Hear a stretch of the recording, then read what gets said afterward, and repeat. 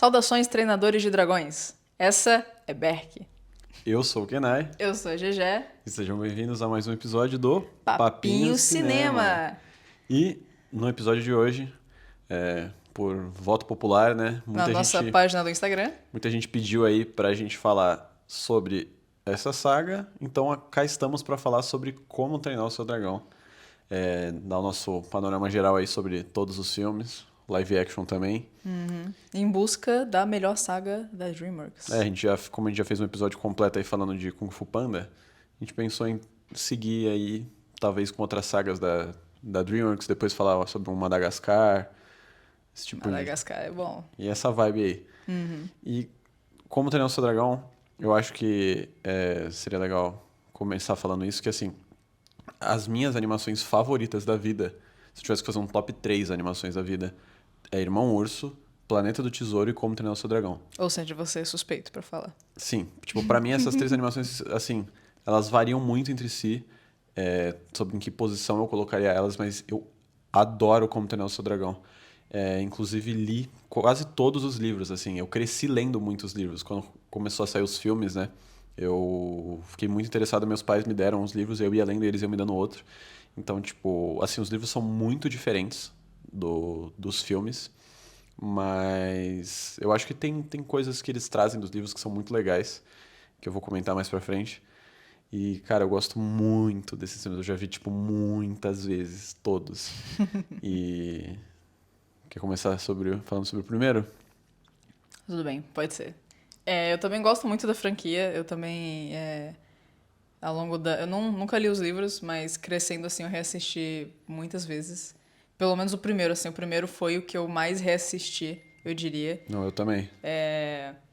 Tanto que o 2 e o 3, assim, a gente reassistiu, né, de novo a saga pra poder fazer esse vídeo. Eu não lembrava muito do 2 e do 3, na verdade o 3 eu não lembrava nada, então foi como se fosse a primeira vez assistindo.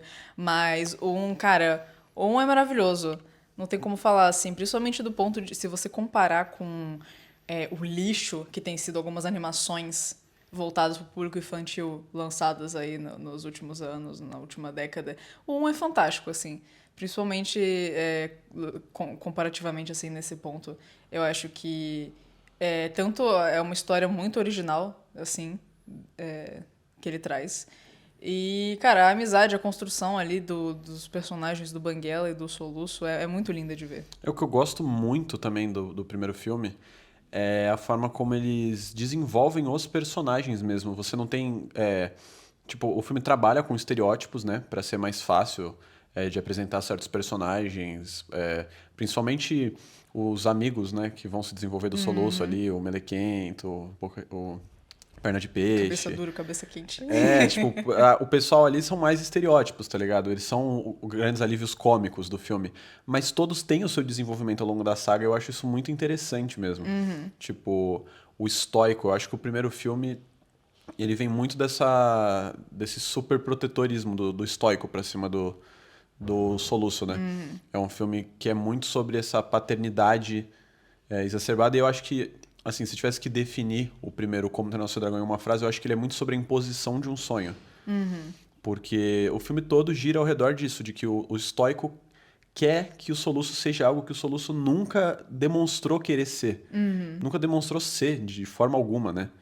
O Soluço, ele sempre questionou muito o jeito que eles viviam e o que deveria ser feito.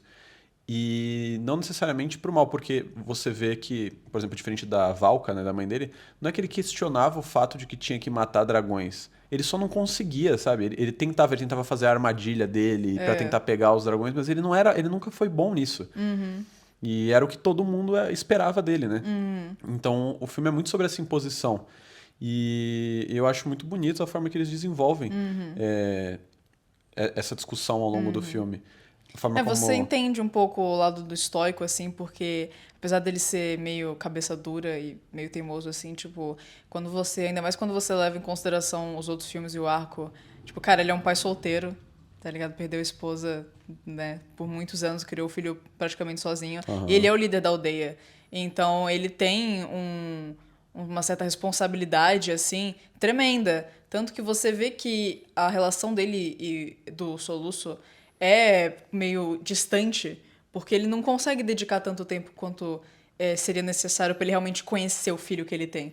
Ele tá trabalhando com uma ideia que ele tem do filho dele, mas que não necessariamente corresponde com a realidade, né? Sim, com quem o soluço é de fato, né? E eu acho isso muito, muito da hora. E eu acho que a forma como o filme desenvolve o relacionamento do Soluço com o Banguela é muito, muito bonito. Tem até a simbologia, né, que eu acho fantástica, sobre o Soluço perder a perna e o Banguela perder um pedaço da cauda, né? Tipo assim, através dessa imposição de valores em cima do Soluço, do que ele deveria ser, ele tentou matar um dragão e ele acabou ferindo o Banguela. E é meio que esse ódio que se passou, né?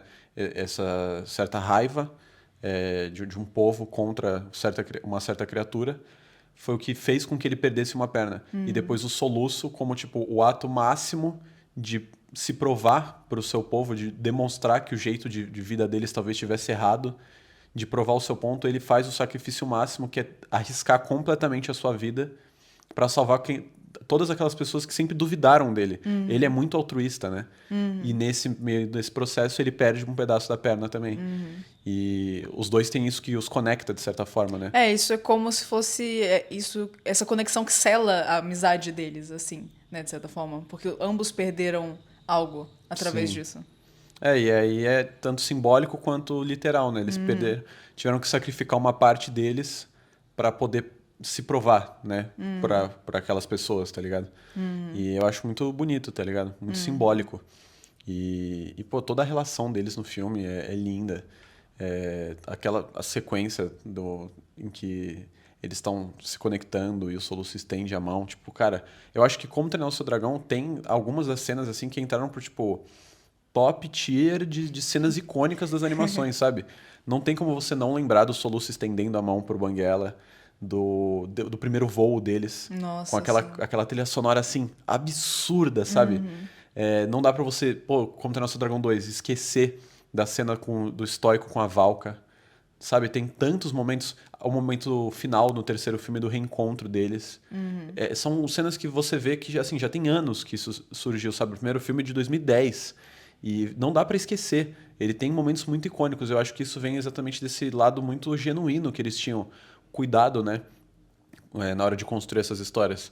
Esse fato de que, por exemplo, Como Treinar o Seu Dragão é uma das poucas franquias, eu não consigo pensar em outra franquia de animação onde os personagens envelhecem, sim, onde isso é verdade. os horizontes são expandidos, né? Eles vão conhecer novos povos e novas pessoas e novas raças de dragões. Você tem essa evolução, você vê que eles tinham essa preocupação de ter um desenvolvimento muito maduro. Realmente contar uma história. Uma história que vai ter começo, meio e fim e que vai acabar ali. Não vão ficar inventando também sequências e continuações. Teve live action, mas não foi Não só... é algo a mais o live action, né? Eles tinham um objetivo de uma saga em 3 atos e é isso aí. Exato, tipo, não vai forçar um quarto filme depois de ter uma conclusão tão linda. É igual, imagina, Toy Story 3 traz uma conclusão perfeita pra franquia e os caras vão lá e faz o 4. Tipo assim, eles poderiam fazer um Como Treinar o Seu Dragão 4 e ser bom? Sim. Mas, cara, a gente já tem uma conclusão tão perfeita no 3 que, sabe, fazer o 4 é você, de certa forma, menosprezar isso, né? Você diminuir um pouco dessa conquista. Esse lance que você falou né, que os personagens deles envelhecem, eles mudam, tem um desenvolvimento ali. Eu acho muito interessante isso também quando você olha pra questão de que o Soluço ele perde o pé, né? Ele perde uma parte da perna. Porque eu acho que, de novo, é algo que acho que as produtoras hoje em dia não teriam coragem de fazer essa. Porque apesar de que você não vê ele perdendo a perna, então a gente não vê essa violência, essa coisa pesada assim. Mas é algo que impacta o espectador, né? Principalmente quando eu era criança, eu lembro que eu fiquei tipo, caramba, ele perdeu a perna. E é algo que eles não inventam também, tipo, ai não, aí vai ter um sangue de dragão mágico e vai crescer a perna dele de novo. Não, ele perdeu a perna. E nos Isso filmes... é lembrado, né? Às vezes zoam ele porque ele anda mancando.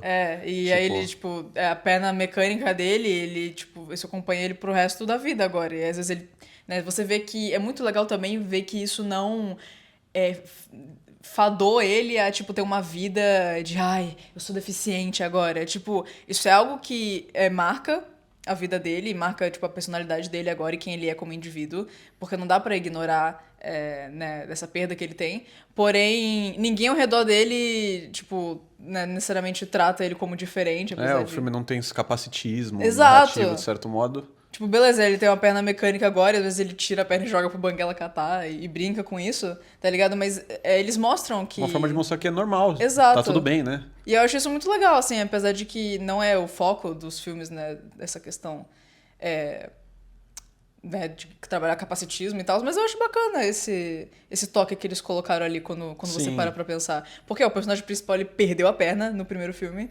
e eles não tentam, tipo, consertar, de tipo, ai não, mas ele vai crescer de novo, É vai... porque é muito comum, né, isso acontecer. Sei lá, por exemplo, na Hora de Aventura mesmo, né, tem aquele arco que o Finn perde um braço. Sim, que E eu acho aí, inclusive fantástico, eu só, acho muito legal que realmente, né, fizeram um negócio sério do Finn perder o só braço. que eventualmente o braço dele cresce de novo. E aí, tipo, você não tem mais esse ícone protagonista que é uma pessoa que, né, teoricamente seria uma pessoa com deficiência, de alguma forma, né, uma deficiência física. É, eu sinto que eles não compraram 100% o comprometimento com isso, né? Sim. E eu acho legal que a franquia mantém isso. Tipo, o cara não tem um pé e às vezes ele tem algumas dificuldades por causa disso, ele anda mancando, tem essa questão de que ele tem que ter a perna mecânica, mas que isso não impede ele nem um pouco de ser quem ele é e fazer o que ele faz, e tipo, voar num dragão. E eu acho isso muito legal. Eu acho que, principalmente pra crianças, ver isso assim deve ser muito bacana. Sim, com certeza. E uma coisa que, cara, não dá pra não falar do primeiro filme também é a trilha sonora, né? Tipo, eu comentei assim, mas, cara, como Treinar o Seu Dragão tem uma das trilhas sonoras mais icônicas das animações, assim, sabe? A música tema, a música do Estoico com a Valka, tanto do reencontro deles quanto a que eles cantam um pro outro. Todas são sempre fantásticas. Os filmes acabam, você fica emocionado, assim, em diversos momentos. E é algo que engrandece mesmo, sabe? E eu acho muito louco quando você tem canções tão icônicas assim, que, por exemplo, se eu me deparo com a sequência do primeiro voo do Soluço com Banguela, e aí, tipo, eu vejo eles subindo e eles voando, o vídeo pode estar sem som. Na minha cabeça tá tocando a música, tá ligado? Na minha cabeça tá tocando e o violino tá crescendo e todos os instrumentos estão vindo tipo, eu me arrepio só de lembrar. E é muito louco, assim, sabe? O quão icônico é Você vê que mesmo. eles claramente, assim, tiveram esse esforço e esse cuidado de fazer uma boa trilha sonora, que eu acho que às vezes é o que as pessoas não reparam muito e que às vezes alguns filmes também não têm esse cuidado com a trilha Eu sinto sonora. que hoje em dia, cada vez mais, a gente não tem mais essa canção tão icônica que a gente lembra. Porque, pô, se eu penso uns anos atrás, cara, o tema de Piratas do Caribe, o tema de Star Wars, o tema de Indiana Jones, o tema de Jurassic Park, tipo, são, sabe, parecia que os filmes eles vinham com sempre esse banger, tá ligado? Tipo, não tem como você não pensar no filme sem escutar essa canção. E hoje em dia, eu sinto que às vezes isso é cada vez mais raro. A gente tem filmes que tem canções muito boas, mas que não necessariamente, tipo, É. marcam tanto assim, sabe? Duna teve algumas canções legais lá, com aquele o grito, né? Mas também, tipo, eu não acho que chega no mesmo patamar desses clássicos, sabe? E eu acho que Como Treinar o Seu Dragão é um que tá lá em cima, assim. É. E é mais fantástico ainda se você pensar do ponto de vista das animações, né? Que a maioria das animações, as músicas, tipo, os sons que tem são canções cantadas. É, muito E da Disney aí também, isso né? fica na sua cabeça justamente porque são letras, né? É fácil de você lembrar. Então, o fato de que é uma trilha sonora, né, Uma melodia, instrumental, né?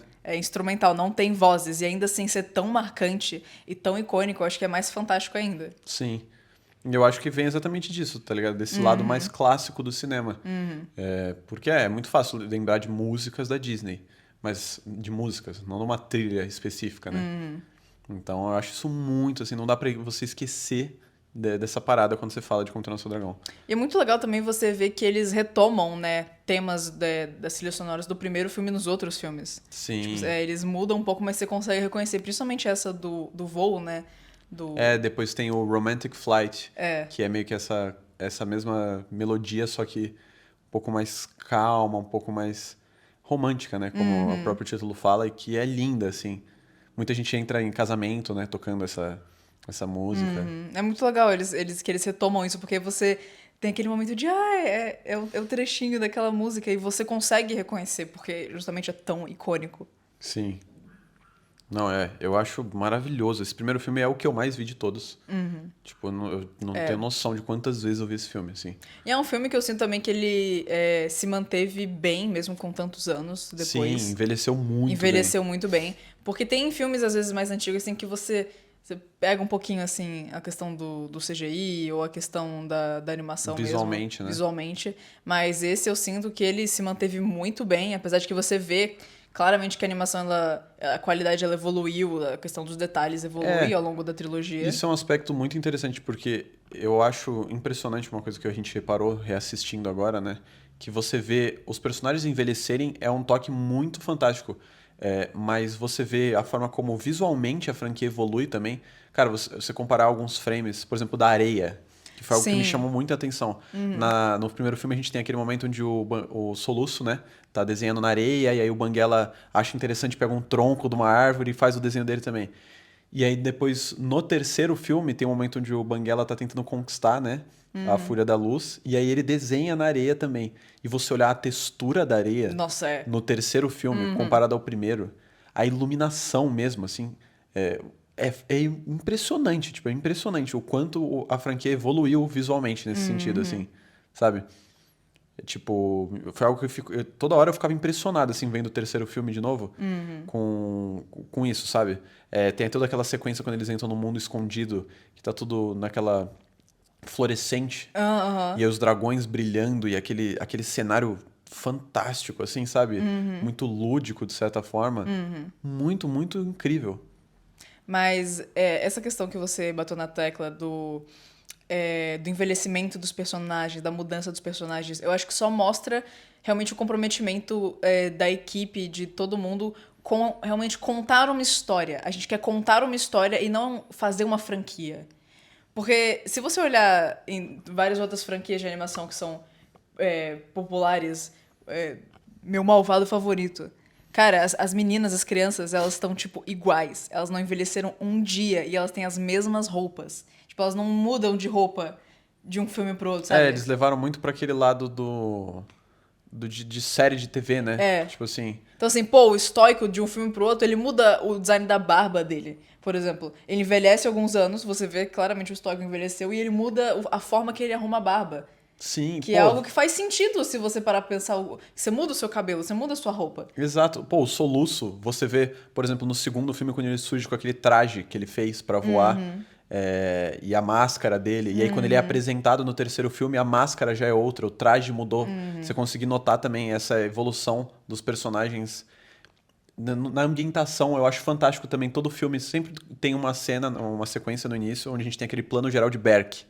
E aí você vê no primeiro filme como Berk era. Aí o impacto que a mudança que o Soluço trouxe para aquela vila, para aquele povo, como é que isso se traduz nos visuais do segundo filme, que abre com eles fazendo aquele jogo de corrida de dragão que tem que pegar as ovelhas, né? E aí no terceiro filme, depois que o Banguela se tornou o Alpha, e você tem muito mais dragões, tipo, toda a cor que tem A naquele arquitetura lugar, de Berg a já tá arquitetura. totalmente diferente. Exato, tipo, eu acho isso um toque, assim, muito cuidadoso, sabe? Porque também não é isso de reaproveitar um modelo. Ah, a gente já tem esse personagem e a gente vai reaproveitar esse modelo e esse mesmo cenário. Você vê que eles tinham que realmente refazer tudo. Tipo, construir aquele universo mais uma vez. E eu acho que isso torna essa história muito mais palpável, muito mais próxima da Sim. gente. Porque, pô, eu adoro o Shrek, por exemplo. Eu acho o Shrek fantástico também. Só que aí, ao longo dos filmes, o Shrek, ele não muda nada. Ele continua igual. Sendo que ele envelhece. Até depois de ter filhos, né? Ele, Sim. tipo, A Fiona também, ela tem o mesmo cabelo, ela tem a mesma roupa, ela não muda absolutamente nada, ninguém muda nada. sim, E apesar de que, né, são eu sinto que são. propostas. Exato. São propostas diferentes e tal. É muito legal você ver isso na saga, entendeu? Porque eu acho que isso, de certa forma, aproxima a gente dos personagens. Poder acompanhar essa mudança deles, esse crescimento deles. E pessoalmente pra mim foi algo que eu que amava a saga e lia muitos livros, eu senti que eu tava crescendo com eles. Sabe, o primeiro filme saiu em 2010. Eu sendo de 2001, eu tinha meus 9 anos. Aí, pô, o Soluço ainda é meio adolescente, tá ligado? Quando saiu o próximo, eu já tava na minha adolescência e o Soluço um jovem adulto. E sabe, eu senti que eu cresci com esses personagens. E eu acho que é algo que marca muito mais a gente do que você só ver sempre o mesmo desenho e o mesmo design, né? É. Você sentir que você tá crescendo com eles, é isso, se torna mais íntimo pra você, né? Tipo, aproxima do coração, assim. E é maravilhoso. É isso aí. Vamos falar do 2. Apesar de que a gente já pincelou algumas coisas do 2. Vamos falando, falando no geral aqui. É. Assim, pessoalmente, o segundo filme é o que eu menos gosto da trilogia. Mas sim. isso não significa que eu acho o filme ruim, tá? Tipo, eu ainda acho o filme sensacional. Eu acho que como uma sequência, ele é muito bom. Eu acho que ele cumpre o papel de ser uma boa sequência pro primeiro. Não é, tipo, Sim. uma queda estratosférica, assim, de qualidade. Ele segue uma lógica racional do primeiro. E tipo, pô, agora, né, Beck mudou completamente seus valores em relação aos dragões e ao dia a dia daquela comunidade. Como que estão as coisas agora? É bem Sim. legal. Mas eu sinto que o vilão podia ter sido melhor trabalhado. Exato, eu acho que o que impulsiona muito Como Treinar o Seu Dragão 2 é o arco do estoico com a Valka. Eu acho que assim, e esse é o grande ápice do filme, a grande carga emocional nesse filme vem muito mais do estoico com a Valka do que da relação necessariamente do soluço com o Banguela. E eu acho isso assim muito bom porque a gente tem uma evolução de outros personagens que eu acho que é muito bem feita. Mas aí a gente tem exatamente esse ponto de que eu gosto como o primeiro Como Treinar o Seu Dragão, a gente não tem necessariamente um vilão. A gente tem esse antagonismo que paira o ar, né? Sim. A gente tem que encontrar a Ilha dos Dragões e existe aquele alfa lá que controla os dragões e tudo mais. Mas não é necessariamente uma presença de um vilão, sabe? Durante toda a trama você não tem isso. Você tem mais essa relação de paternidade, de atrito do soluço com o pai. Agora, no segundo filme, a gente tem um vilão muito claro. Porém, é isso. Eu não acho que o Drago ele é um vilão que, sabe... Você não sabe tanto sobre ele, exatamente a motivação dele. A motivação dele é meio jogada só de tipo, eu perdi meu braço pro dragão, então eu mato o dragão agora. E é isso, tá ligado? Eu sou uma pessoa que eu frequentemente gosto de vilões bem do mal, assim. Eu acho que às vezes, dependendo da proposta do filme, funciona muito bem. Tipo, sei lá, mano, vou pensar aqui de cabeça agora. O Dr. Facilier, do A Princesa e o Sapo. O cara do voodoo lá. Sim, sim. Ele é um cara, assim, do mal, e qual que é a motivação dele? Ele não tem nenhum trauma de infância, ele é do mal, é isso, ele faz voodoo e magia negra. E eu acho legal, eu acho que é da hora. Mas, às vezes, eu sinto que talvez não ter um vilão beneficiaria a narrativa melhor. Eu acho que talvez no 2 teria como eles fazerem um roteiro, uma história muito mais legal se o foco fosse do Soluço encontrar a mãe dele. E todas as questões e mudanças que isso traria. Porque realmente, eu sinto que como telespectador a gente tá muito mais interessado a partir do momento em que a Valka entra em cena do que... a partir do momento que ela entra em cena, toda a questão do vilão fica meio tipo blé. É porque o Drago, eu acho que ele tem um design muito imponente, ele é um personagem interessante, tá ligado? Ele tem uma certa aura. Mas é muito isso, tipo, a gente conhece, por exemplo, o Emmett lá. E aí, tipo, o Emmett é um personagem interessante, que surge, que vira um rosto... Emmett, filho de Eren. Que tipo, se mantém na saga, tá ligado? Mas é isso, tipo, você ouve mais os outros falarem sobre o Drago, que é o que eles tentam usar pra construir essa aura, né? Do personagem em si.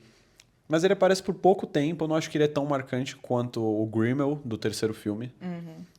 E eu acho que pra mim ele é assim, o elo mais fraco do filme em si. Eu sinto que ele é mais uma ferramenta de roteiro, sabe? Agora a gente precisa de um conflito e aí o Drago se faz presente rapidamente nesse momento. E aí depois a história tá sendo engrandecida e a gente tá vendo o Soluço com o Banguela e essa questão dele da maternidade agora, né? E aí a Valka surge e a história ganha uma carga emocional e aí, tá, mas agora a gente precisa ter um conflito, porque não dá pra ser só coisa boa o filme. Aí surge o Drago de novo, né? Eu sinto, parando pra pensar agora, parece quase que eles já tinham a... Spoiler! Morte do Estoico como definida no filme. Definida na saga. Tipo assim, o Estoico vai morrer em algum momento e a gente precisa achar um jeito de como ele vai morrer. Do que tipo assim, seria necessário meio que pro soluço e pro desenvolvimento do personagem dele como indivíduo essa perda do pai. Porque aí, né, depois ele vai assumir o cargo e tudo, e tem toda essa questão da dificuldade que ele tem, dessa falta do pai. E como que ele vai substituir o pai. Então eu sinto que no 2 eles, parece que foi meio... o Draco ele serve apenas para ter um motivo pra morte do Estoico. Porque senão, se fosse, né, só um roteiro do tipo... do encontro da mãe, desse amadurecimento, dele descobrir esse santuário dos dragões e tudo, não iria ter um conflito claro que pudesse possibilitar na morte do estoico. É, porque o terceiro filme, a grande construção é isso, é de que ele não é o pai dele e ele ainda é levado muito por esse altruísmo meio cego, meio inocente demais, né? Do Soluço, que é a sua maior fraqueza, de certo modo. Mas que tudo vem como consequência da perda do estoico, né? Porque ele não queria necessariamente assumir o posto do pai, né? É.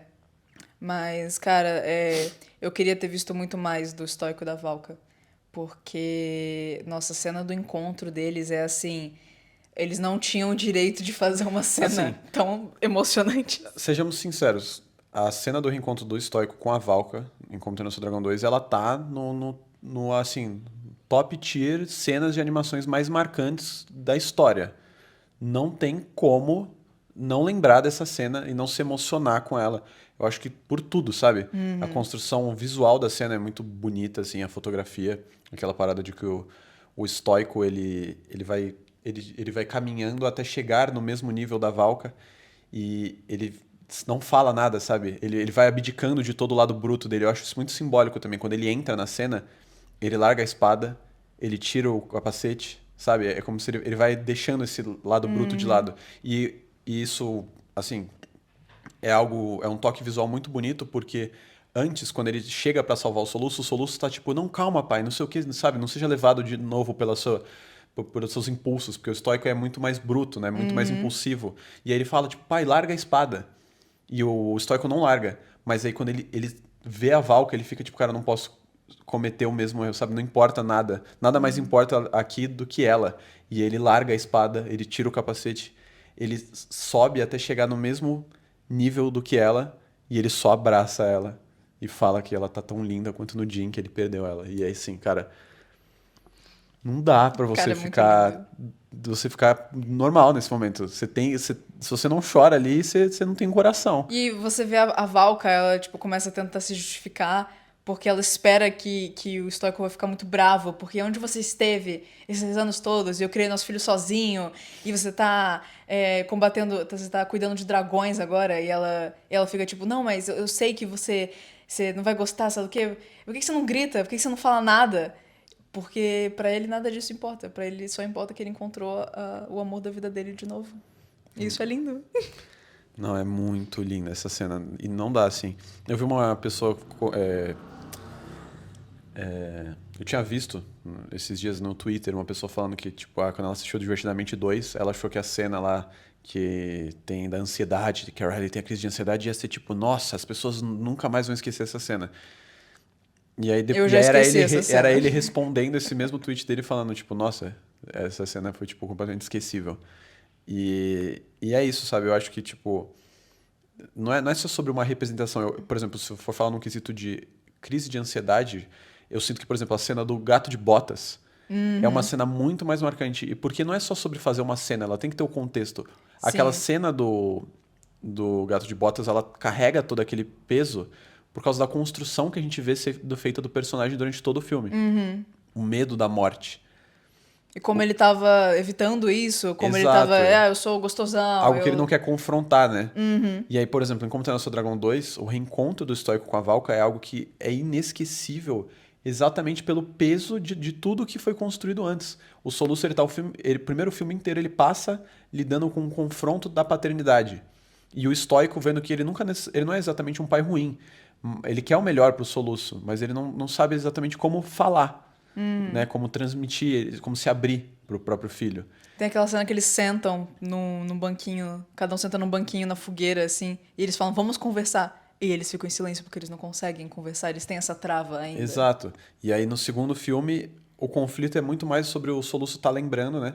Nesse passado ele não quer exatamente assumir o posto do pai, porque né, ele não sente que ele vai conseguir atingir o que o pai espera dele. É muito sobre lidar com essa expectativa também, que é um tema que vem do primeiro filme.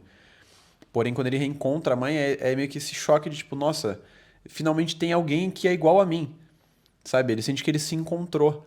E o estoico tá completamente preocupado com ele, né? Você vê que quando o Soluço foge quando ele tá fechando o Berk, né? Porque ele tá com medo do Drago.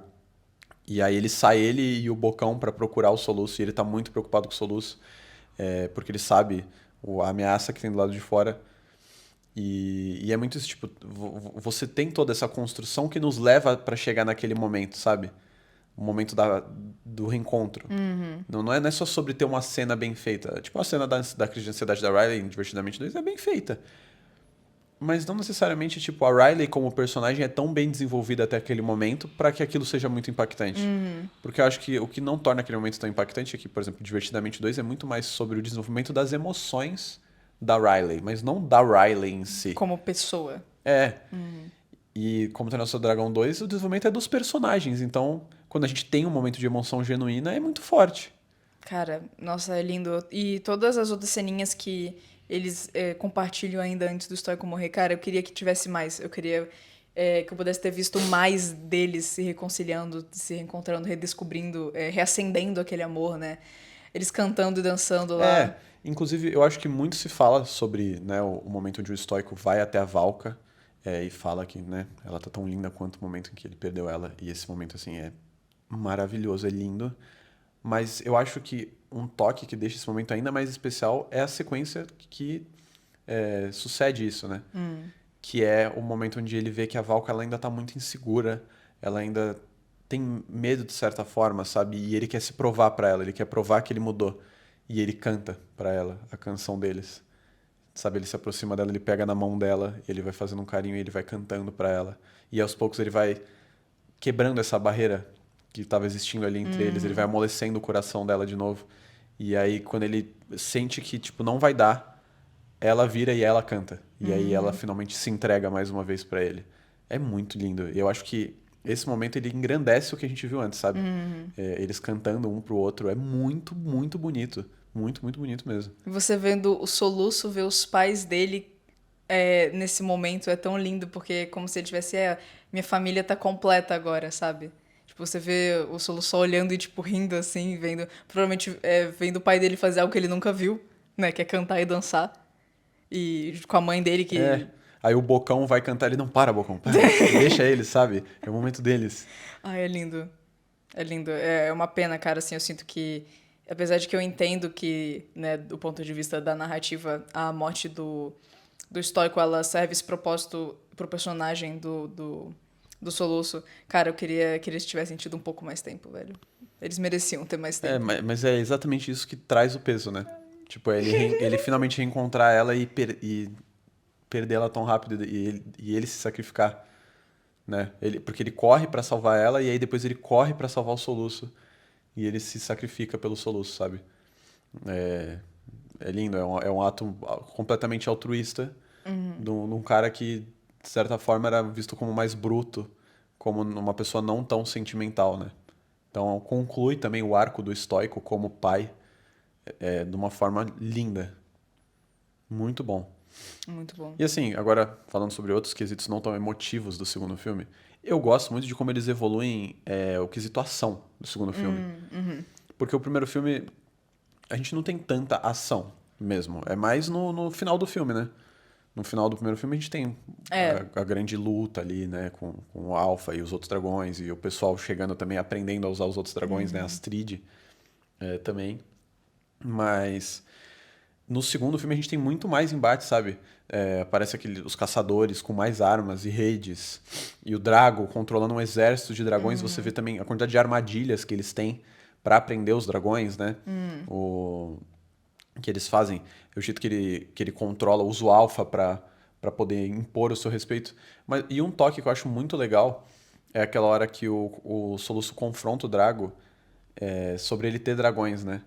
E aí o Drago fica meio tipo, não, mas você precisa de dragões pra poder caçar dragões. E o Soluço fala, mas será que você precisa de dragões pra isso? Ou é pra que você possa impor as suas vontades sobre os outros, pra que você possa reinar com medo, né? Porque o plano do Drago mesmo, quando ele, né, muitos anos atrás, tem aquele flashback lá que mostra que ele foi nos conselhos dos líderes lá, né, que o Stoico tava, ele fala que o que ele queria mesmo era que todo mundo se curvasse perante a ele. Ele busca muito mais uma aprovação, né? Ele não queria exatamente... O sonho de vida dele não era eliminar todos os dragões porque sim. Ele queria deter este poder pra poder que os outros países se curvassem perante a ele. Nesse quesito, o desenvolvimento do Drago é bem interessante. Eu realmente não tinha pensado nisso até agora. Olha só. É tanto. É porque não é algo que é tão bem desenvolvido É. assim na narrativa. Eles dão suas pinceladas ali, né? É algo que você tem que pegar depois, tipo, era isso. Porque é nesse momento que o Soluço fala também, esse gotcha do Soluço, que fica um pouco mais claro, Que é né? meio expositivo, né? Tipo, é meio, de certa forma, tipo, preguiçoso. Você está usando os dragões para controlar pessoas, é o Drago. Eu tô. Mas é meio sobre isso, né? Tipo, era aquele bagulho, então se eu não posso ser respeitado, talvez eu possa ser temido, tá ligado? De novo, eu acho que o problema do 2 é que ele tenta. Talvez tenha muitos temas sendo tratados de uma vez. Porque eu acho que, apesar de que eu considero a Valka, a existência dela no 2, essencial, eu acho que talvez se esse não fosse o arco presente do 2, se o foco fosse mais no vilão e nas justificativas dele e tivessem desenvolvido melhor o Drago, ele teria sido um vilão melhor. Que eu acho que às vezes também não necessariamente a gente precisava ter um vilão, né? Podia ser um antagonismo, mais uma vez. De novo, eu acho que se não tivesse o Drago no filme, Podia ser só, tipo, existem caçadores de dragões ainda no mundo, tá ligado? Mas não necessariamente o Drago. e a Valka ela surgiria como essa heroína que luta contra esses caçadores de dragões. Mas se fossem caçadores mais vagos, né? Tipo, pessoas assim, não necessariamente um vilão. Sim, e Eu que acho é a que- ponte de conexão entre o Soluço e o Estoico, mais uma vez, né? Eu acho que talvez teria sido melhor, porque, pô, eu admito que o Drago, apesar de eu achar ele um vilão meio fraco, ele tinha muito potencial. O design dele é muito legal. Ele é um vilão meio doidinho, assim, eu achava meio engraçado. Aham. Que ele chamava os dragões girando a espada e só gritando. É. Gritando muito alto. Mano, isso é muito engraçado. Não era um assobio, não era tipo alguma coisa, era tipo. Porque o Grimmel, no terceiro filme, ele controla, tem aqueles dragões que ele controla usando o veneno deles. Ele é mas mais ele um vilão. assobia. Aham. Tipo, ele assobia. E aí ele, tipo, dá os comandos. O Drago é tipo... E aponta e, tipo, puxa. Eu achava muito engraçado. Porque você espera que ele faça algo mais assim, né? Tipo, ei, vem aqui. Não, ele só, tipo, grita. Mas é imponente. Funciona. Acho que também pro design de personagem do Drago em si, que ele é mais robusto, né? Do que o Grimmel no terceiro filme. Casa, né? Eu acho que funciona, mas... É isso, tipo, eu acho que ele tinha um potencial da hora ali como um vilão. Mas acaba ficando meio... Perde o brilho comparado com o arco da Valka. Uma coisa que eu acho que a gente não costuma falar tanto sobre como treinar o seu dragão é o desenvolvimento da Astrid também como personagem. Porque eu acho muito interessante que ela não é só o interesse romântico. Entendeu? Ela é uma personagem ela tem vontades muito fortes, que ela deixa muito clara. E que ela, de certa forma, complementa o Soluço, mas ela não é só uma extensão dele. Sim. Sabe? No primeiro filme, claramente ela era o oposto do Soluço, sabe? Ela era tudo que o Soluço deveria ser. Ela era muito mais proativa, muito mais talentosa, enquanto o Soluço não levava jeito pra nada do que era esperado pela sociedade em que ele estava inserido. E, de certa forma, ele muda ela com o seu jeito mais sensível, né? A sua forma de enxergar o mundo. Ela mesma admite isso pra ele, né? Depois, no Tudo que ela se filme. tornou foi graças ao Soluço. Tudo que ela é, né? Tipo, exato, ela diz que ela deve muito do que ela se tornou a ele. E isso é muito interessante, porque tem muitos momentos onde o Soluço duvida de si mesmo e ele não tem tanta certeza do que ele tá fazendo ou não. E a Astrid é quem tá ali pra ajudar ele. E eu gosto da forma como isso é desenvolvido nos 3 filmes, sabe? Porque é isso, não é só um interesse romântico feito pra vender, sabe? São personagens bem desenvolvidos, personagens complexos e que trazem um impacto ou outro. E não tem só um peso na balança, né? Tipo, nem tudo gira ao redor do Soluço. Muitas vezes o Soluço depende dos outros pra ajudar ele, né? Ele depende do apoio dos amigos.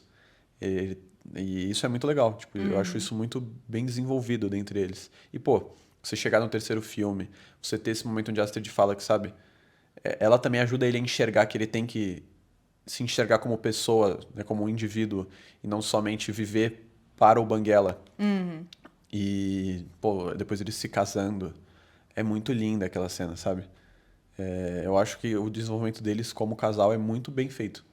Porque não é também aquele romance Disney lindo, de tipo, ai, flores e borboletas no estômago e tudo. Você vê, a partir, né, do 2 e do 3, que claramente eles se gostam, eles são casal, eles sentem amor um pelo outro, mas não é aquela coisa melosa também. Eu sinto que é muito bacana porque é uma representação diferente de um relacionamento, eu acho, tipo, típico, assim, de uma animação, de um filme infantil voltado pra crianças. É, porque não é algo puramente lúdico e perfeito, né? Tipo, eles têm atritos. É, você vê que é muito mais uma parceria muito sólida que eles têm, acima de tudo, e que eles também se amam. Não é, tipo, aquele relacionamento água com açúcar, de tipo, ai, sentimentos, ai, soluços, sabe o quê? Tipo, não, sabe? A Astrid não é assim. Ela não é essa mulherzinha delicada que vai, tipo... Eles se provocam. É, eles, tipo, tiram sarro com a cara um do outro e tudo, eles brincam. E eu acho que é bacana, justamente por ser a representação de um relacionamento que é diferente do E que tradicionalzão, soa assim. muito mais real, muito mais palpável. É, e combina muito mais com eles como personagens, assim, Exato. do que se fosse, tipo, um negócio capricho, água com açúcar. Sim, eu acho isso muito legal. Ai, e o 3 hein? E o Pô, só uma coisa 3. que eu queria falar do Ah, segundo, tá. é que eu acho, mas aí, assim, eu acho muito da hora se é pra ter alfas e se é pra ter briga, mano, eu acho que também, nesse quesito, as sequências de ação, o final do filme, por exemplo, mano, a hora que o Drago usa o alfa pra congelar lá o Soluço e o Banguela, e aí o Banguela, tipo, finalmente começa a utilizar o poder dele lá, né? Que ele descobriu, a Valka ajudou ele a descobrir que ele podia abrir aquelas Sim, pazinhas. isso é legal, né? Porque também o Banguela, ele não ficou estático como personagem. Ele Sim. também tem um certo desenvolvimento ali, né? De upgrade. E isso é muito legal na franquia Como Treinar o Seu Dragão, que o Banguela, ele não é um pet, né? Ele não é tipo, ele é o cachorrinho do protagonista. O Pikachu. Não é o Pikachu do Ash. Ele tem um desenvolvimento, ele é um personagem tão importante quanto o Soluço. Da mesma forma que os humanos do filme, ele também cresce, ele também muda, ele também se desenvolve. Exato, ele tem as suas próprias vontades. Eu acho legal quando a gente descobre, por exemplo, no segundo filme, através da Valka, que eles têm a mesma idade. O Soluço e o Banguela são da mesma idade, então, tipo, eles estão passando por fases parecidas, né? Momentos parecidos. E você vê essa evolução visual, de design, tanto no Soluço quanto no Banguela. Porque, beleza, que o Banguela ele tem um design mais característico que se mantém. Mas, pô, enquanto o Soluço envelhece e muda os seus trajes, muda suas roupas, o Banguela descobre novas coisas do seu corpo, sabe? Ele descobre novas habilidades ao longo dos filmes.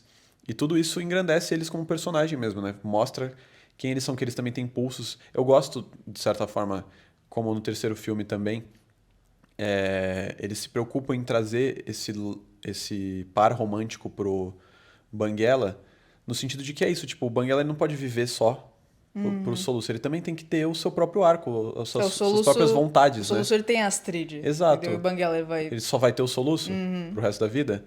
E isso é muito legal, sabe? Tipo, eu gosto de como não são só o bichinho fofinho. Porque também não é esse padrão que eu acho que é mais comum quando a gente fala de filmes da Disney, que é você ter o bichinho fofo que vem de boneco, tá ligado? Tipo, o Banguela, ele é muito fofo, mas ele não, ele tem o seu desenvolvimento. Eu acho que também a gente consegue ver isso quando a gente lembra de que quem fez o primeiro filme, né? Foi o Chris Sanders e o Dean DeBlois, que também são os caras que fizeram o Lilo e Stitch. E no Lilo e Stitch a gente tem quase que a mesma relação do Soluço com o Banguela. Por quê? Porque o Stitch, ele não é uma extensão da Lilo e ele não é só o bicho fofo.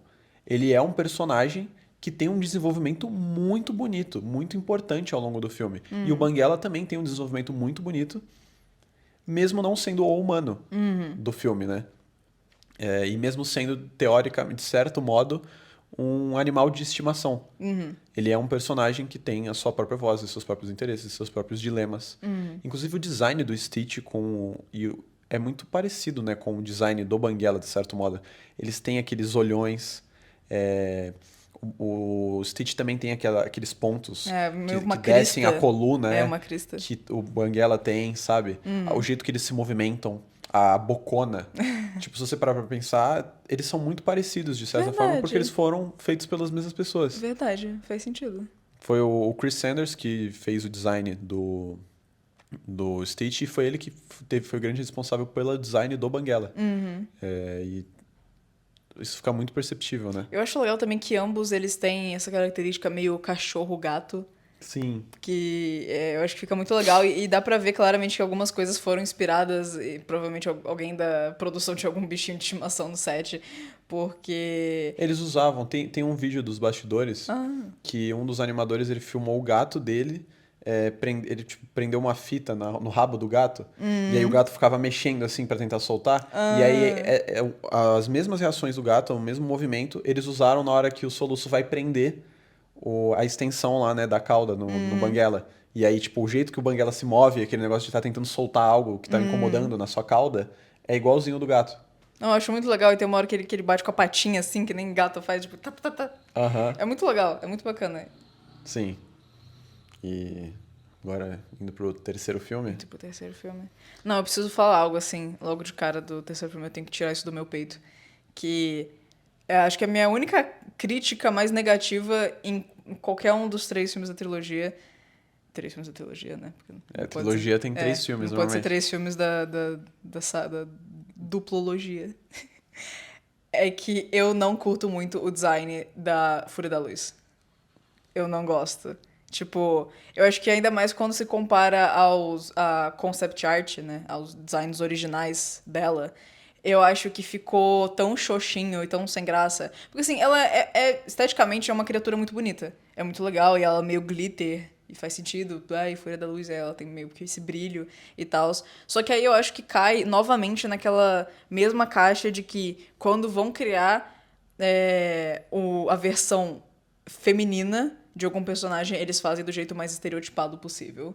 Então é tipo, você comentou do Stitch, aí a Angel, aí, como que vai ser o Stitch fêmea? Aí ela é rosa, e a antena dela é de coração, E ela tem peitos. e ela tem um volume no peito, e ela tem cílios. Aí assim, beleza, ela é uma gracinha, ela é muito fofa.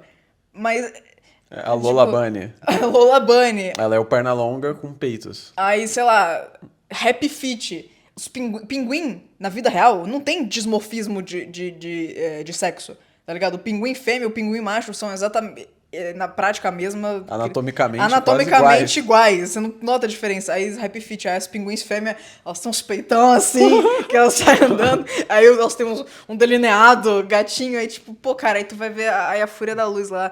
Aí ela toda, tipo, ai, linda, aí a cauda dela forma um coração, e ela é de glitter. Essa é a sua única crítica, assim, pra Como Treinar Seu Dragão É 3? minha única crítica, porque, assim, quando eu só olhava ela, sem saber do design inicial que pensaram pra ela, eu achava ela muito linda, muito, muito bonita. E, tipo, ai, olha como ela é linda, diva. Só que quando você olha pro design original e a cauda dela ia ter umas bifurcações, assim, umas cristas que dava volta na cauda, e ela tinha um design muito mais agressivo, de certa forma, digamos assim. Tal qual o Banguela. Ela seria uma versão mais clara do Banguela, justamente porque o fato dela ser a Fúria da Luz já era pensado desde o início. Mas não ia ser essa coisa, tipo, toda fofinha, tipo, ai, de glitter e... Era, tipo, bem um dragão, assim. Era um dragão, mas você via que era diferente do Banguela, sabe? Você ainda tinha essa diferença. E eu acho que é muito mais da hora os designs iniciais do que o que ela acabou ficando Entendi. no produto final. Mas ainda é legal o design dela. Mas eu acho que Tá. o original era melhor. Justo. Bem, pra mim, Como Treinar Seu Dragão 3, acho que ele é o meu segundo favorito da franquia, né? O primeiro, pra mim, ainda é o melhor. Eu sinto que o 3, ele... Mas eu acho que a cena final do reencontro do Soluço com Banguela, ela é a conclusão perfeita pra trilogia, assim. E porque eu acho que ela sintetiza o livro e a animação ao mesmo tempo. Eu vi isso também numa entrevista com o diretor, né, o Dean DeBlois, quando ele estava fazendo a tour do live action de Como Treinar o Seu Dragão. E foi algo que ficou na minha cabeça porque, lendo os livros, né, eu li quase todos os livros de Como Treinar o Seu Dragão crescendo, e os livros eles são contados muito dessa perspectiva do soluço, contando histórias de quando ele era criança. Tanto que o primeiro livro ele abre com aquela frase que fala, quando eu era criança, não é exatamente essa frase, mas ele fala algo do tipo, quando eu era criança existiam dragões. E aí ele conta essas histórias sabe, sobre esse, que vão para um lado muito mais lúdico, porque fica de certa forma essa ambiguidade de que pode ser a imaginação de uma criança. De que quando você era criança, existiam dragões É, porque você quando era eu era criança. criança existiam amigos imaginários, sabe? E eu gosto como o Dean DeBlois ele traz isso, ele retoma esse pensamento na conclusão do terceiro filme, de que, tipo, é isso, quando o Soluço era jovem existiram dragões. Pro mundo eles não existem mais. E ele traz uma resposta concreta do porquê que eles teoricamente não existem, né? Que eles vivem escondidos. Mas que eu acho muito bonito, porque é muito essa coisa de que, assim, a, a arrogância humana, né? A- esse desejo por poder e por controle e por se firmar como o predador máximo e o mais forte da cadeia alimentar faz com que a gente não mereça os dragões, sabe? Porque eles são seres altruístas demais. Eles não nos atacavam, eles se protegiam. E são todas coisas que a gente vai aprendendo ao longo da saga, sabe? E esse nosso jeito, né? Esse pensamento humano fez com que, para o bem deles, eles tivessem que viver escondidos. E é lindo o momento onde o Soluço reencontra o Banguela e o Banguela reconhece ele. E é muito bonito, assim, sabe? Não dá pra não se emocionar. E eu gosto desse toque, eu acho muito lindo. Essa conexão que ele traz com o livro. Eu acho que mostra também, de novo, né, esse cuidado em realmente contar uma história que vai ter um começo, meio e fim. E que vai ter essa, né, fechamento da história com algo que faz sentido, que não vai ser só jogado de qualquer forma. Sim, É não querendo, né, dar uma de fãs do Nolan, de que tudo tem que ser racional e explicado matematicamente pra dizer que o filme é bom. Mas é legal, às vezes, quando realmente tem uma conclusão que mostra, né, que, tipo assim, pô, a gente quis realmente dar um fim pra história que faça sentido porque a gente tá querendo contar. Não é só, tipo, os dragões só deixaram de existir porque sim. Não, foi a é, arrogância humana e a forma como os seres humanos, né, muitas vezes querem dominar as coisas ao invés de entendê-las, ao invés de estar no mesmo patamar do que ela, o ser humano quer dominar. essa necessidade de impor ao invés de compartilhar. Essa necessidade de ser o mais forte ao invés de viver em comunhão. Porque eu acho que isso é um final que faz sentido e que promove uma reflexão sobre da natureza humana, né? Tipo, como que a gente, como sociedade, pode se tornar melhor? Principalmente em relação aos animais, né? Eu acho que Exato. a forma como a gente lida com a natureza, a forma como a gente lida com os animais, eu acho que gera essa reflexão bacana de que, pô, a gente tem que, né, compartilhar a natureza e não se impor sobre ela. Sim. E, assim, uma temática que eu nunca tinha parado pra pensar sobre Como Treinar o Seu Dragão 3 antes de reassistir ele, porque também, né, quando eu assisti eu ainda era muito mais novo, mas foi notar o quanto o terceiro filme ele é muito sobre dependência emocional e a importância da individualidade. Porque o que a gente vê, basicamente, no terceiro filme, é esse desenvolvimento do Soluço e do Banguela chegar num ponto onde um não conseguia viver sem o outro. O Soluço era uma extensão do Banguela e o Banguela pro Soluço era uma extensão dele. Eles só se sentiam completos quando eles estavam juntos. O Soluço sentia que ele podia fazer qualquer coisa quando ele estava com o Banguela. E o Banguela não questionava mais nada porque ele tinha certeza que o Soluço estava ali para proteger ele. E eu acho isso muito bonito, a forma como eles desenvolvem no terceiro filme. Porque agora o Soluço é o líder, que ele também não necessariamente queria ter se tornado, né? Por causa do que aconteceu com o Stoico no segundo filme. E ele constantemente, ao longo da narrativa, se questiona sobre o que fazer quando o Banguela não tá próximo. Porque aí o Banguela tá se aproximando da Fúria da Luz e tá passando cada vez mais tempo longe. Inclusive, eu acho que dos três filmes, esse é o que o Banguela e o Soluço passam mais tempo separados. Porque em diversos momentos a gente vê muito mais diálogos do Soluço com a Astrid, com a Valka mesmo. A Valka falando pra Astrid, vai lá, fala com ele, sabe? Tenta fazer ele enxergar isso. E a dificuldade que o Soluço tem em deixar o Banguela aí também. É tanto que quando a cabeça quente, a gêmea, eu Não confundo o lembro. nome dos dois, eu acho que ela é cabeça quente ou cabeça dura. Não lembro. Não lembro. Quando a gêmea, ela é pega, né, pelo Grimmel, e aí ela é deixada pra trás, né, e eles voltam pra ilha, percebem que ela foi deixada pra trás, e eles ficam, meu Deus, o que a gente vai fazer? O primeiro instinto do Soluço é falar, não, eu vou pegar o Banguela e eu vou lá, só que o Banguela nem tá lá. E aí o Bocão, ele fala, como assim? O Banguela nem tá aqui, talvez ele nem volte. Você já parou pra pensar nisso, que talvez ele não volte? E aí o Soluço, ele fica meio, dá um curto-circuito nele, ele fica Ele meio... trava, né? É, porque pra ele... Ele e o Banguela é tipo padrão, assim. Não, eu vou pegar o Banguela e eu vou lá. Mas e agora? Você não tem o Banguela, o que você faz? E aí ele trava um pouco, ele fala, não, eu vou pensar em algo. E aí ele sai bolado. Exato, e porque desde o começo o Soluço ele tenta encontrar essa solução para um problema de uma forma que eles possam continuar juntos.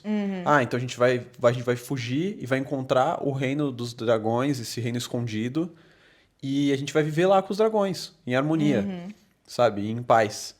Ele não questiona o fato de que talvez a melhor forma de proteger eles seja não estando com a gente, né? É desde o começo, quando o problema, né, surge inicialmente, e ele tá conversando com a Astrid, e a Astrid fala, tipo, tá, o que a gente vai fazer? E ele fala, não, a gente vai pra lá com eles. E a Astrid fica, tipo, como assim a gente vai abandonar a nossa terra, das nossas 7 gerações que a gente vive aqui. né, pra poder, tipo, ir embora com os dragões? E assim, no final acaba que as pessoas, elas acabam preferindo a nova ilha, né? Elas unanimemente acham a ilha mais legal do que a ilha anterior. Mas você vê que, tipo, né, eles podiam ter feito isso desde o início, mas o Soluço, ele não queria admitir que isso ia ser melhor pra todo mundo, se despedir. Tanto que eu acho muito interessante também o filme, a forma como visualmente o filme demonstra essa dependência deles. Tem aquele momento onde a Fúria da Luz chega no acampamento de noite e aí o Soluço está observando e o Banguela sair e ele fica tentando ajudar o Banguela a conquistar ela. Só que ele não percebe que ele tá mais atrapalhando do que ajudando, sabe? E ele tá fazendo aquilo de bom coração, ele tá tentando ajudar. Mas é isso, ele não quer deixar o Banguela sozinho. O Banguela resolveu o seu problema da forma que ele encontrar, né? Da forma que ele achar melhor. E né, eu acho muito bonito quando ele... Muito simbólico. Quando ele monta a extensão da cauda lá para que o Banguela finalmente possa voar sozinho. E aí ele prende no Banguela e o Banguela vai sair para voar, para tentar encontrar a Fúria da Luz. E aí o Banguela para e olha para trás e ele espera que o Soluço fale que tá tudo bem. Que o Soluço dê, tipo, um sinal de que ele pode ir. E aí quando o Soluço permite, ele vai. Porque é isso, o Banguela também busca por essa aprovação do Os Soluço. dois acabaram criando essa meio relação simbiótica, porque também o Banguela, ele só conseguia voar com o Soluço. Então, tipo, ele dependia dele pra isso também. Eles criam essa certa codependência, né? Que é uma metáfora visual e narrativa, né? Tipo, eles dependem um do outro literalmente para poder voar, mas aí no quesito emocional é o mesmo, é um reflexo, né? Do que eles estão sentindo. Por isso também que eu acho a despedida deles tão emocionante, assim, impossível de não chorar. Porque a gente vê o gesto que conectou eles sendo aquele que marca a despedida. O, no primeiro filme, o Soluço estende a mão e o Banguela vai até ele, né? O Soluço coloca a palma e o Banguela pega e se aproxima e deixa com que o Soluço toque ele. E no terceiro filme a gente vê o Soluço com a mão no Banguela e aí eles se separando, sabe? É assim, algo que é difícil até de descrever. Isso é cinema, cara. Tipo, você assiste assim e, sabe, é isso. É uma metáfora, um simbolismo visual que eles trouxeram que carrega um sentimento tremendo, sabe? Que é difícil de colocar em palavras. A forma como eles... O que aquele gesto significa, né? Cara, é muito lindo porque isso concretiza aquele ditado, né, de que amar é deixar ir. O seu maior ato de amor é você deixar ir. Porque acaba também trazendo um pouco disso que você vê nos diálogos do Soluço com o Bocão, depois que o Banguela vai lá dar uns beijos na namorada. E o Soluço fica tipo, ai, ele não voltou ainda. Ai, mas já tá muito tarde. Não, porque eu não confio nela. Eu não sei se ela é boa pro Banguela. E o Bocão fica tipo assim, cara, não é pra você que tem que decidir, sabe? Porque além de uma relação de amizade, o Soluço acabou desenvolvendo uma relação de quase paternidade com o Banguela. Porque ele que cuidou dele, ele que deu uma cauda nova pra ele, né? Eles têm meio que essa relação de, tipo, um cuidado e um carinho quase como um pai. E aí chega no momento de que, tal qual um pai, você cria o seu filho pro mundo. Você não cria o seu filho pra você. E que eventualmente o seu filho vai voar fora do ninho e você vai ter que deixar ele ir, sabe? Eu acho que é muito lindo também essa relação, porque da mesma forma que o estoico precisou abrir mão do que ele queria pro Soluço, e ele teve que deixar o Soluço trilhar o seu próprio caminho, o Soluço também precisou abrir mão dos planos que ele tinha pra ele e o Banguela, e ele teve que deixar o Banguela seguir sua própria vida. É aquilo que falam, né, de que a parte mais dolorosa da paternidade é o fato de que você cria alguém pra chegar no momento onde ela não precisa mais de você, né? Tipo assim, é meio que isso, sabe? O Soluço e o Banguela, eles se conectaram tanto e o Soluço entregou tanto dele pro Banguela, mas chegou nesse ponto onde o Banguela não precisava mais dele. O Banguela precisava conseguir voar sozinho e encontrar o seu próprio amor e proteger os seus. Da mesma forma que o Soluço teve que fazer antes. Isso gera um pouco, saindo uma certa tangente aqui, o questionamento de que, assim, o Soluço, ele montou a nova cauda pro Banguela em uma noite. Em uma madrugada, ele solucionou um problema de anos. Que não Porque... necessariamente era um problema. Sim, mas assim, tem um time skip, eu não sei, do primeiro pro segundo filme são 5 anos. Eu não sei quanto que é do segundo pro terceiro. É mais um ano, eu acho. Mais um ano. Então, tipo assim, tem 6 anos que o Banguela, né, tem esse problema na cauda, que ele não consegue voar sozinho. Só que, a princípio, se a gente for, né, ficar, catando pelo em ovo no filme, o Soluço resolveu esse problema em uma madrugada. Mas a questão justamente era essa, que pra ele não era um problema. Pra ele não era algo a ser resolvido. E nem pro Banguela, E né? nem pro Banguela, porque pra ele estava tudo muito bem. Eles estavam confortáveis, dependendo um do outro pra poder voar. Exato. E a parada é isso, tipo, nunca foi um problema, uma questão pra eles ter que cogitar a possibilidade de o Banguela poder voar sozinho. Precisar fazer isso. Porque eles estavam confortáveis. E mais uma forma que esse simbolismo engrandece a discussão sobre individualidade e sobre dependência emocional, né? Não, e quando o Banguela voa pela primeira vez com a nova cauda, né? E, ai, que lindo, ele conseguiu voar sozinho, ipi! Aí todo mundo olha, o Soluço tá lá parado.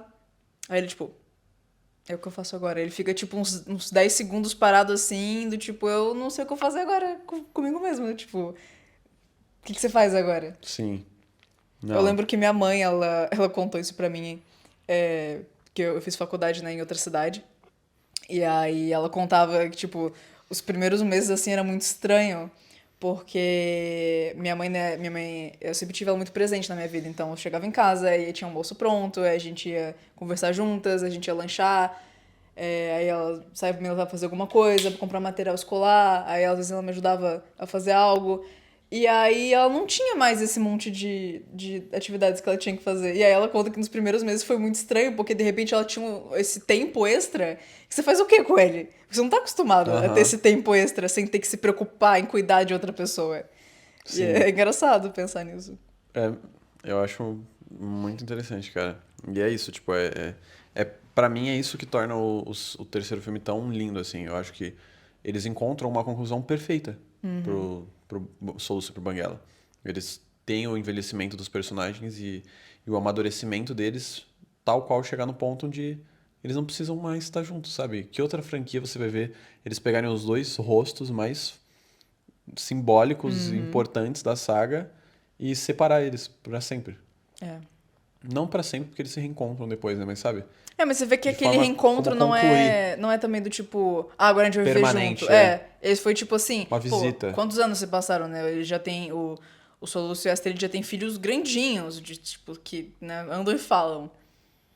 Foi mais tipo uma visita mesmo, né? Pra poder, tipo, apresentar os filhos, né? Ter esse contato. Mas você vê, você sabe que não é algo permanente. Sim.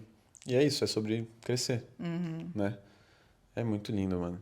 E no terceiro filme, eu acho que uma coisa que também não dá pra deixar de falar é do Grimmauld como vilão. Sim. Porque eu gosto muito mais do Grimmauld como vilão do que eu gosto do Drago.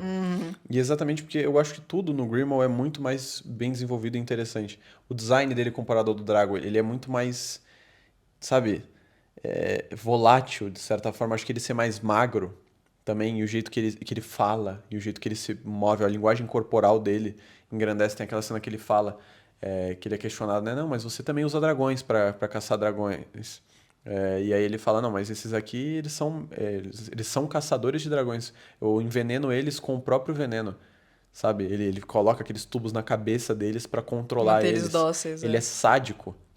Ele é muito sádico, tanto que ele poderia, se você parar pra pensar, ter matado o Soluço já. Quando ele encontra o Soluço pela primeira vez, ele invadiu Berk. Ele quebrou as defesas de Berk e ele tá lá dentro. Mas ele não quer, tanto que depois ele é confrontado pelos os outros chefes lá que contrataram ele. E ele fala, tipo, não, mas me dá mais uns dias, deixa eu aproveitar a caçada. Tipo, ele é sádico. Ele gosta de brincar com a presa, de manipular. Pra ele aquilo é um jogo. Mas é porque o design do Drago, ele reflete essa personalidade dele. Ele é bruto, ele vai na violência. Ele vai, tipo, forçar os dragões a caçar os outros pela força. Ele vai conquistar o respeito dos outros pela força bruta. Do tipo, vocês fazem isso, eu vou destruir vocês. O Grima não, ele tem esse... Ele é calculista, ele é frio, ele é inteligente. Tanto que falam mesmo que ele é, tipo, o caçador mais inteligente de todos. Ele não precisa ir pela força bruta. Tipo, ele matava os Fúrias da Noite, que era o dragão que ninguém conseguia pegar. E ele matava eles, ele quase exterminou eles. Tipo, sabe? O cara é muito imponente. Eu acho que é muito legal também porque o design dele acaba se diferenciando um pouco do design médio dos outros personagens, assim, de que são mais estereótipos de vikings. Então a maioria ou tem uma barba comprida com tranças, ou tem o cabelo comprido com tranças, ou tem o cabelo com dreads, e adornos e coisa. E você vê que claramente ele se diferencia de todos os outros indivíduos daquele lugar ali, porque ele se vê realmente como alguém diferente, como alguém maior, mais inteligente. Sim.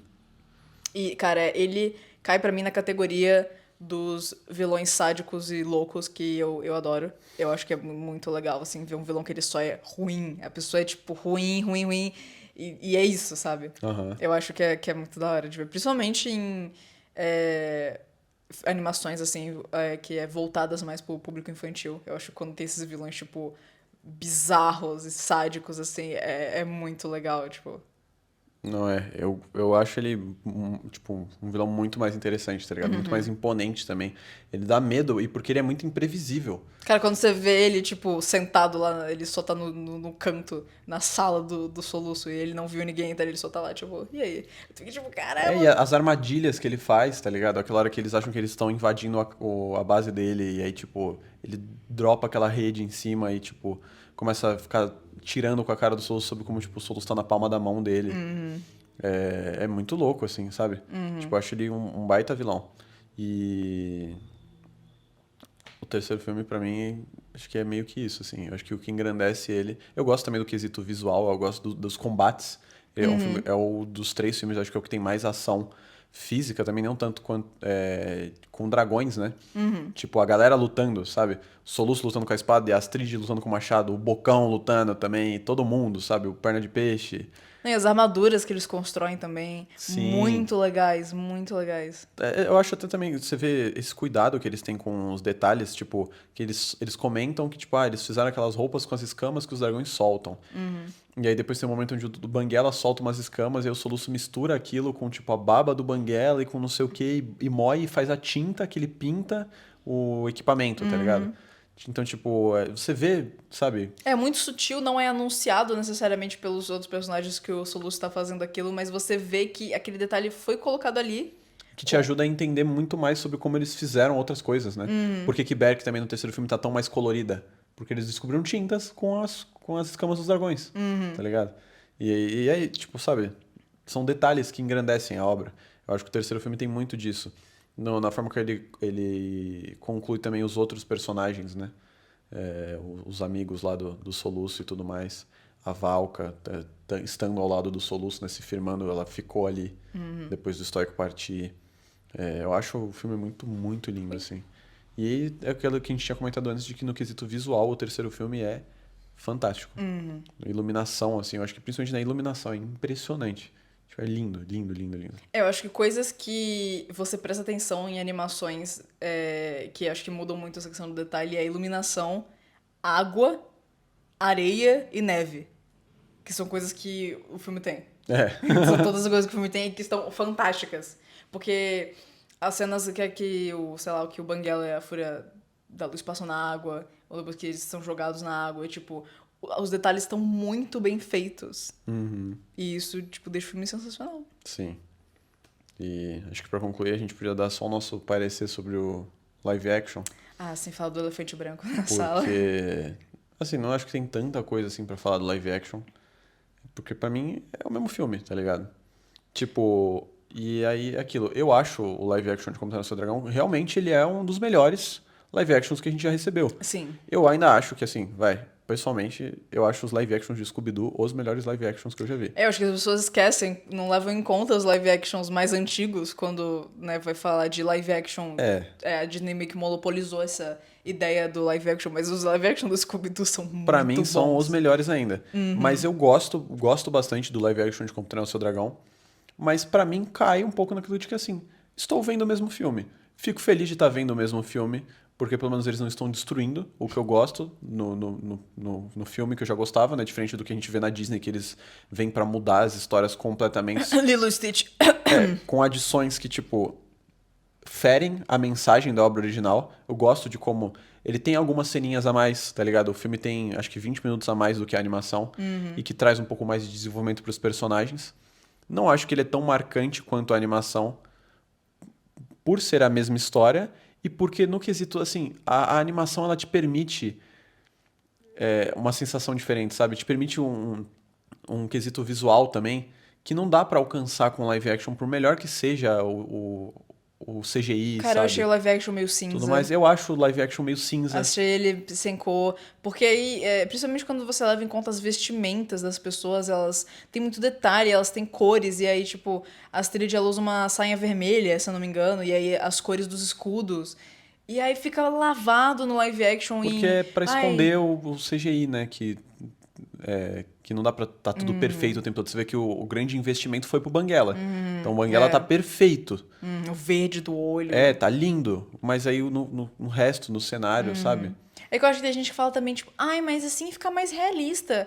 Amigão, eu não quero realismo. Isso é uma desculpa, pô. Tipo, não é que fica mais realista. Eles falam que a ideia é ficar mais realista exatamente porque eles não podem deixar tudo gritante, tudo brilhante, porque senão não vai ficar tão bom. Senão eles vão ter que gastar muito mais dinheiro.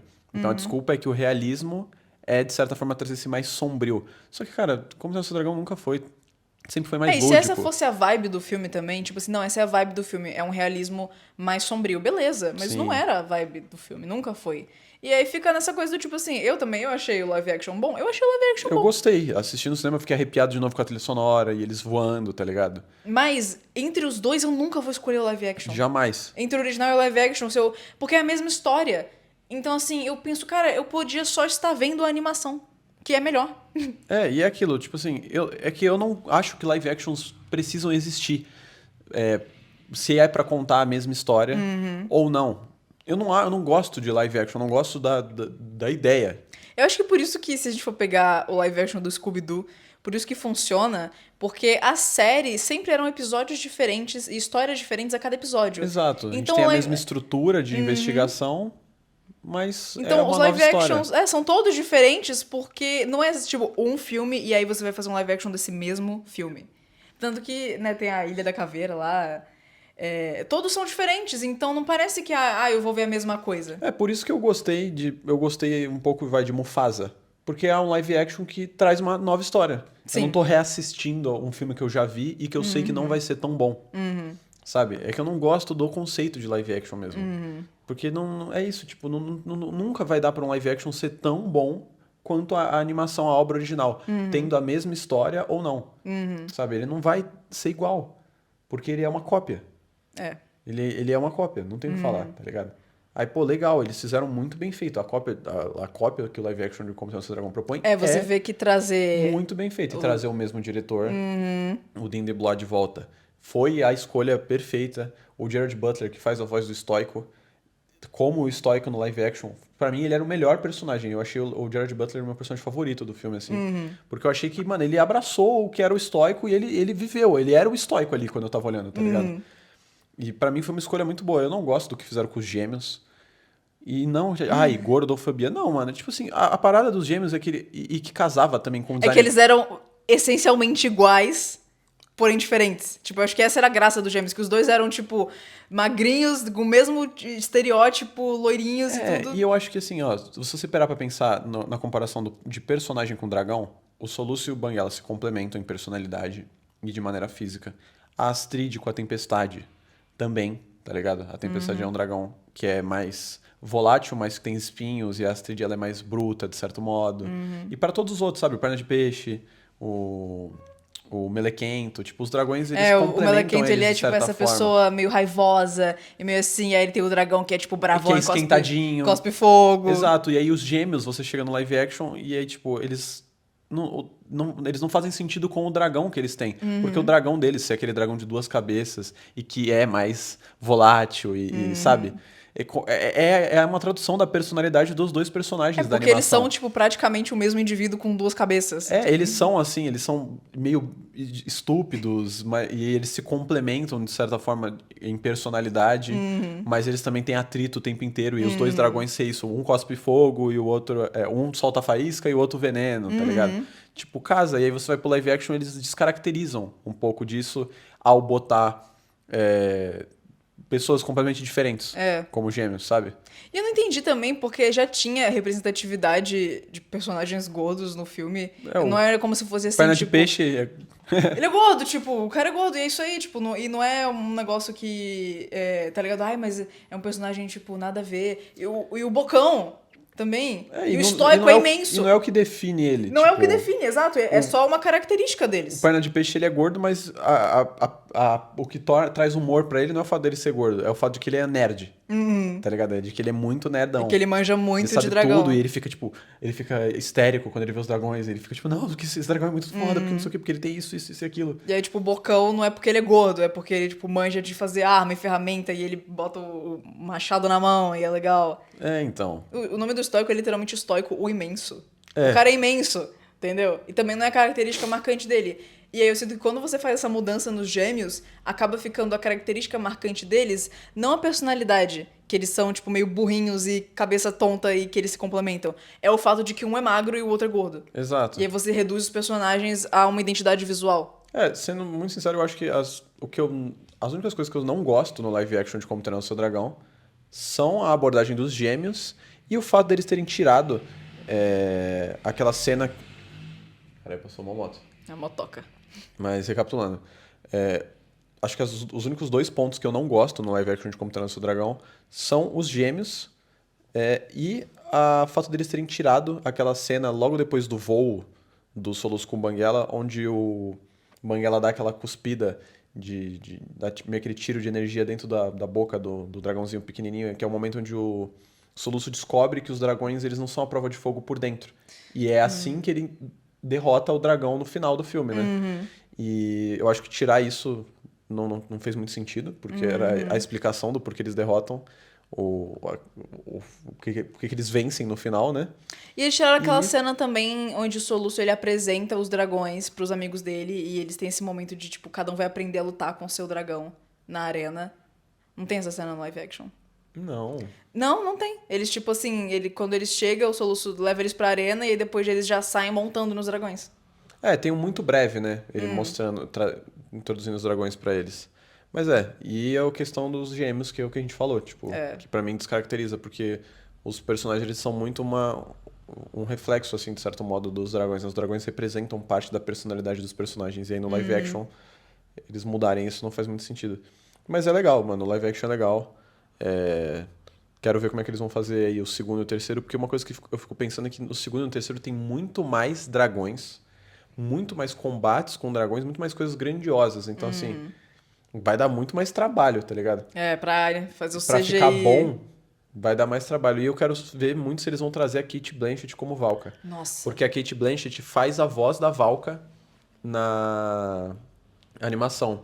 Mas eu acho que trazer ela pro live action, se ela aceitasse, ia ser uma Cara, puta a adição. Cate Blanchett seria a Valka perfeita. Perfeita, não tem como ser outra pessoa, cara. Sim. Mas é isso, live action é legal. E acho que é isso, né? Nossa, a gente já falou por muito tempo. Meu Deus. Então, pô, É isso aí. acho que no mais é isso. Como Treinar o Seu Dragão, pra mim tá no meu coração. Eu adoro essa franquia. tudo, assim. Nossa, eu jogava joguinho no celular de Como Treinar o Seu Dragão. Eu já vi muito dos curtas. Eu cheguei a ver um pouco das séries, que tem 1 milhão de séries. Eu acho maravilhoso. É a minha franquia favorita da DreamWorks, mais do que Shrek. E pra mim, o primeiro tá no Hall da Fama das animações, sabe? E tá no meu top 3 animações favoritas. Eu, inclusive, tenho muita vontade de fazer uma tatuagem de Como Treinar o Seu Dragão. Sabe, de alguma coisa. Algum elemento do filme, né? E talvez um dia eu faça.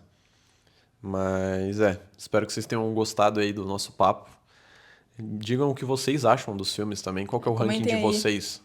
Pra vocês, qual que vocês acham que é o melhor da franquia? É o primeiro mesmo? Ou vocês gostam mais do segundo ou do terceiro? Eu sei que muita gente gosta do segundo. E eu sei que é exatamente pela questão emocional da Valka, tá ligado? Da Valka e do Stoico. Mas, enfim, comentem aí o que vocês acharam. Espero que vocês tenham gostado. Quem nos escutou até agora ou nos assistiu até agora, nós agradecemos. Sim. E até a próxima. Valeu! Tchau!